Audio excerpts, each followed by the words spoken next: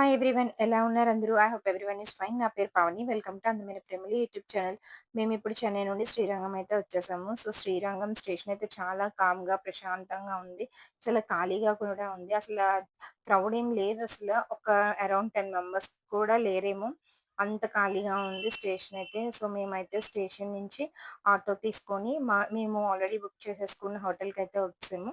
KBM hotel. ఇక్కడ నుంచి temple తక్కువ డిస్టెన్స్. ఇక్కడ నుంచి 100 రూపీస్ తీసుకుంటారు. ఎక్కడైనా మినిమం ఆటోకి 100 రూపీస్ అయితే తీసుకుంటున్నారు. ఇప్పుడు మేమున్న హోటల్ నుంచి టెంపుల్‌కి కూడా డిస్టెన్స్ తక్కువే. But charges 100 rupees. So, next ఈ పక్కన ఈ చిన్న రూమ్‌లా కనిపిస్తుంది కదా! అది రెస్టారెంట్. సో, ఈ హోటల్ అయితే చాలా బావుంది. ఎవరైనా శ్రీరంగం విజిట్ చేసినప్పుడు ఎక్కడుండాలి, ఏంటి అన్న డౌట్ వచ్చినప్పుడు ఈ కేవీఎం హోటల్‌ని అయితే విజిట్ చేయండి. చాలా బావుంది. చాలా క్లీన్‌గా బాగా మెయింటైన్ చేశారు. సో, పక్కనే చిన్న రెస్టారెంట్ కూడా ఉంది. అక్కడ ఫుడ్ కూడా బావుంది. ఎక్కువ వెరైటీస్ ఉండవు. తక్కువుంటాయి. ఆ తక్కువ కూడా క్వాలిటీ బావుంటుంది. ఆహ్, సరిపడినంత క్వాంటిటీ ఇస్తారు. సో, మేమైతే ఇంకా నెక్స్ట్ డే మార్నింగ్ 5:30 కల్లా రూమ్ నుంచి స్టార్ట్ అయిపోవాలనుకున్నాం దర్శనానికి. ఎందుకంటే ఈ దర్శనం అయితే మిస్ అవ్వకూడదని చాలా గట్టిగా అనుకోని, ఇంకా మేము టిఫిన్ చేసేసి పడుకొని పోయి నెక్స్ట్ మార్నింగ్ 5:30 కల్లా గుళ్ళో ఉండాలనుకున్నాము. బట్ అవ్వలేదు. 5:30కి అయితే మేము స్టార్ట్ అయ్యాము. 5:30కి స్టార్ట్ అయ్యి టెంపుల్‌కెళ్ళేసరికి 6:45 అలా అయింది. సో, ఎందుకు ఇంపార్టెంట్ అంటున్నానంటే, ఈ ఈ 5:30కి అంటే ఫస్ట్ దర్శనం 5:30కి స్టార్ట్ అవుతుంది. అప్పుడు ఏనుగు, ఒక ఏనుగు, తెల్ల గుర్రము, ఎద్దు వచ్చి స్వామివారిని నిద్ర లేపుతాయంట. సో, అందుకని మాకిది తెలుసు ఈ విషయము. సో, అవి చూడాలి అన్న ఉద్దేశంతో మేము త్వరగా ఎలా అయినా సరే టెంపుల్‌కి వెళ్ళాలి, అవి చూడాలి అనేసి చాలా ఎక్సైటింగ్‌గా అయితే వెళ్ళాము. చూసారా అసలు ఎర్లీ మార్నింగ్ వ్యూ ఎంత బావుందో 5:30కి. నాకైతే చాలా నచ్చింది. అంటే చిన్న చిన్న వెలుతురు అప్పుడే వస్తుంది. ఆ వెలుతురు, చిన్న చీకటి, ఆ కాంబినేషన్ అయితే చాలా బావుంది. సో, అందరూ ఫ్రెష్‌గా రెడీ అయ్యి టెంపుల్‌కైతే వస్తున్నారు. మేమైతే 6 అయింది రీచ్ అవ్వడానికి. సో, ఇవి టోటల్ శ్రీరంగంలో 21 గోపురాలుంటాయి. మన ఊరు, గుడి అంతా ఒకలానే ఉంటుంది. గుడిలోనే ఊరున్నట్టు ఉంటుంది. సో, మనకి ఫస్ట్ ఒక 2, 3 గోపురమ్స్ ముందే ఆపేస్తారు. మనం అలాగా నడుచుకుంటూ వెళ్ళాలి. నడుచుకొని వెళ్తే అక్కడ ఫైనల్‌గా ఏదైతే మెయిన్ గోపురం మెయిన్ కాదు. అంటే టెంపుల్ ఎంట్రన్స్ ఉంటుందో అక్కడి నుంచి ఇంక మన చెప్పులు అలో చేయరు. సో, అక్కడ మనం చెప్పులు ఒక దగ్గర అక్కడ స్టాండ్స్ అవి ఉంటాయి. చెప్పుల స్టాండ్. సో, ఇక్కడ చెప్పులు పెట్టుకోవాలి. వాష్‌రూమ్స్ కూడా ఇంకిక్కడే. శ్రీరంగంలో ఫోన్స్ అలో చేస్తారు. ఫోన్స్‌కంటూ సెపరేట్‌గా లాకర్ అదేముండదు. మనం ఫోన్స్ పట్టుకొని వెళ్ళిపోవచ్చు. సో, మేము అందుకని లోపలికి ఫోన్స్ కూడా తీసుకొని వెళ్ళిపోయాము. చక్కగా వీడియోస్ అవి తీశాను. శ్రీరంగం చూడడానికి ఒక రోజు సరిపోదు. మేమనుకున్నాము శ్రీరంగం ఒక రోజులో చూసేయొచ్చు అనుకుని మేము వెంటనే నైట్ 9:30కి అనుకుంటా రామేశ్వరం వెళ్ళడానికి ట్రైన్ అనేది బుక్ చేసుకున్నాము. బట్ సరిపోదని తర్వాత అనిపించింది. ఫస్ట్ టైమ్ కదా! అంతగా అంటే తెలియలేదు. బట్ మాక్సిమం ఏం కవర్ చేయాలనుకున్నవన్నీ కవర్ చేసేసాము. సో, ఫస్ట్ అయితే స్వామివారి దర్శనానికైతే వెళ్తున్నాము. మేము 5:30 అంటే 6 అయింది కదా! సో, నార్మల్‌గానే ఉంటుంది రష్. మనం త్వరగానే వచ్చేసామన్న ఫీలింగ్‌తో అయితే మేము చాలా చక్కగా వెళ్ళిపోతున్నాము. బట్ అక్కడికి వెళ్ళాక చూసాము ఎంత పెద్ద లైన్‌లున్నాయో. ఆల్రెడీ మాకన్నా ముందే చాలా మందొచ్చేసున్నారు. సో, వీళ్ళెప్పుడొచ్చార్రా బాబు అనిపిచ్చింది. 6కి మేమొచ్చాము. అంటే 5:30కి దర్శనాలు స్టార్ట్ అవుతాయి. 6కి మేమొచ్చాము. బట్ వీళ్ళందరూ 4కో, 3కో వచ్చేసుంటారు. ఆల్రెడీ లైన్ కరెక్ట్‌గా దర్శనము ఇది ఇంకా దర్శనానికి కాదు. జస్ట్ ఇంకా వేరే పెద్ద లైన్‌లోకి వెళ్ళడానికి ఇదంతాను. వీళ్ళకన్నా ముందు ఇంకా చాలా జనం ఉన్నారు. సో, ఇంక నేనైతే ఇది చూసి షాక్ అయిపోయాను. ఏంట్రా బాబోయ్! ఇంత జనం ఉన్నారని. దట్ ఆ రోజు సాటర్‌డే.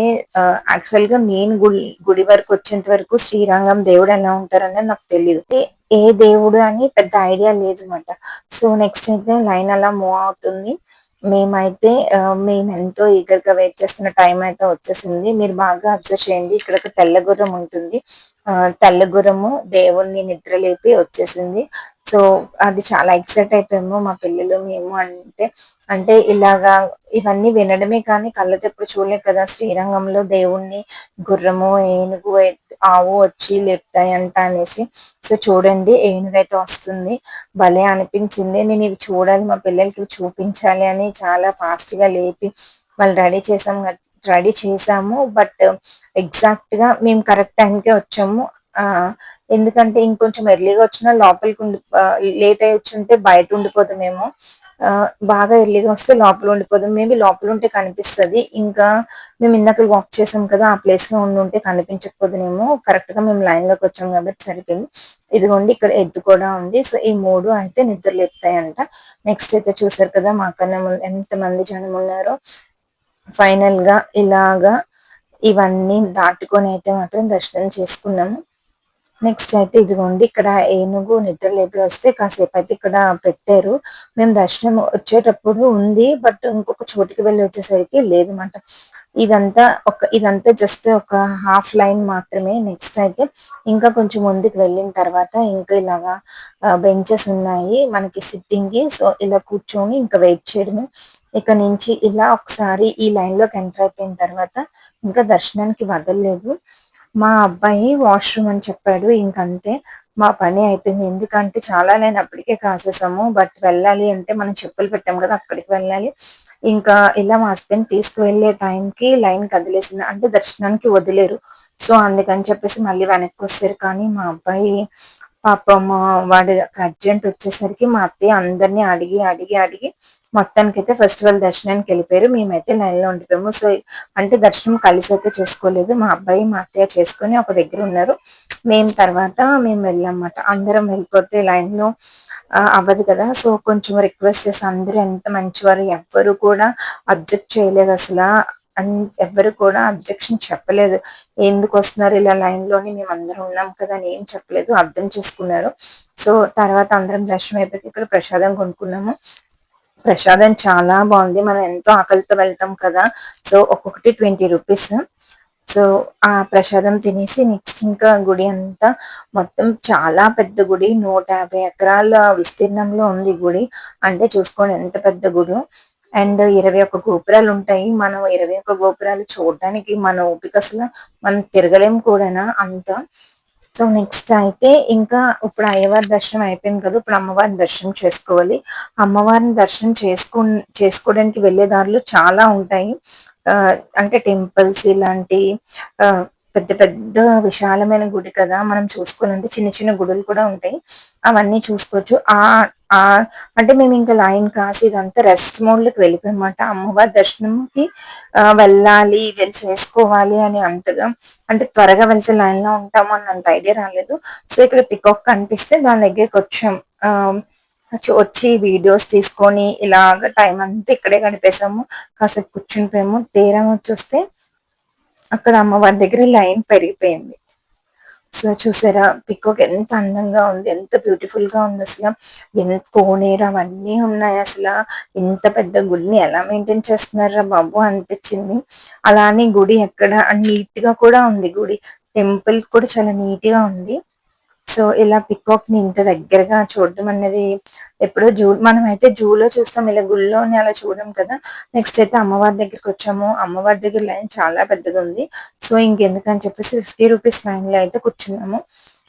నెక్స్ట్ అయితే ఇక్కడ మనకి ఇలా వెహికల్స్ ఉంటాయి.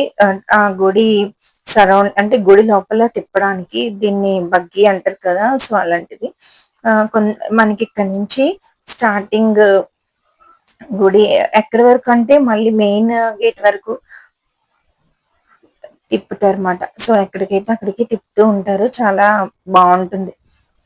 కొంచెం ఇది హెల్ప్ అవుతుంది. నెక్స్ట్ అయితే మాకు ఆ అమ్మవారి దర్శనం కూడా అయిపోయాక ఇంకా శ్రీరంగంలో ఫేమస్ టెంపుల్ రామానుజాచార్య వాళ్ళ టెంపుల్. సో అక్కడికి కొంతమందికి తెలీదు ఆ టెంపుల్ కి వెళ్ళాలనేసి. ఎందుకంటే మేము చూసాం కదా అక్కడ అసలు చాలా మంది వెళ్ళిపోతున్నారు, ఆ టెంపుల్ కి వెళ్ళట్లేదు. బట్ రామానుజాచార్య వాళ్ళ టెంపుల్ కి వెళ్ళాము. అక్కడ ఆయన శరీరము అలాగే అతని శరీరం ఉంటుంది. పార్థివ దేహము, దానికి కర్పూరము, నెక్స్ట్ కుంకుమ పువ్వు అన్ని కలిపి దాన్ని మెయింటైన్ చేస్తూ వస్తున్నారు. సో ఇక్కడ హిస్టరీ అంతా తమిళ్‌లో ఉంటుంది. రామానుజాచార్యుల గురించి. సో, ఇలా ఒక వీడియో తీశాను. బట్ నాకదేం అర్థం కాలేదు. కొంచెం బొమ్మలు చూసి నిదానంగా అర్థం చేసుకుంటే చేసుకోవచ్చు. బొమ్మలు గీసిన దాన్ని బట్టి చూసారా అతని హిస్టరీ మొత్తం ఒక పెద్ద హాల్‌లో పెట్టారిలాగా. నెక్స్ట్ అయితే మాకు దర్శనం అయిపోయింది. అసలు ఏం షాపింగ్ చేయలేదు శ్రీరంగంలో. జస్ట్ అలా షాప్స్ అనేవి చూసాము. నెక్స్ట్ అక్కడి నుంచి మేము జంబుకేశ్వర ఆలయంకొచ్చాము. So, one of the famous temple. So, అంటే మనకి పంచభూత లింగాలు ఉంటాయి కదా! అందులో జలలింగం ఇది. సో, ఇక్కడైతే ఫోన్స్ అసలు అలో లేదు.